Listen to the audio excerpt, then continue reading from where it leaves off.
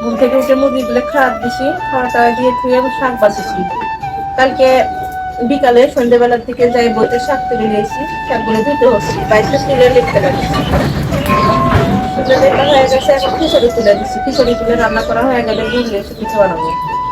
সেদিনকে বানাইছি অল্প করে, আজ আবার দুটো বানাবো। সারা রাত তাসবি মাছ ধুয়ে রাখলে ঘুমাতে দেয়নি, সারা রাত ছলের মাথা পেটে নিয়ে ব্যথা, সর্দি কাশি।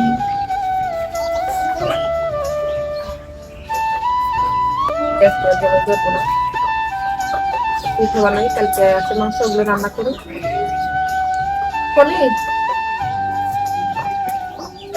মশলা টসলা গুলো করতে হবে, মুড়িগুলো কাটে দিস।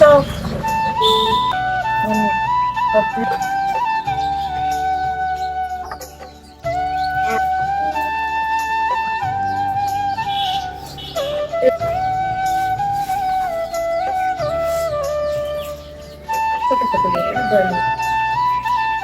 গাছের বানাই নিব, যে তার দিয়ে পানির ধারে গাছেরও পাকছে, আবার এই গাছের গুলো তো সবসময় পড়তেই আছে। পানির ধারে গাছের গুলো লোক আদি বাড়ি না মানে যায়, 6-7 কেজি নামাইছি, ভেজে দিচ্ছি, আজকে আচার বানাবো। নামাইতে হবে, সব দিতে চাচ্ছে আচার করার জন্য, তো নামা আর পানি চাইলে তো যে ভয় লাগে, এমাইতে পানি ফুল কাটা গাছ উল্টালেন।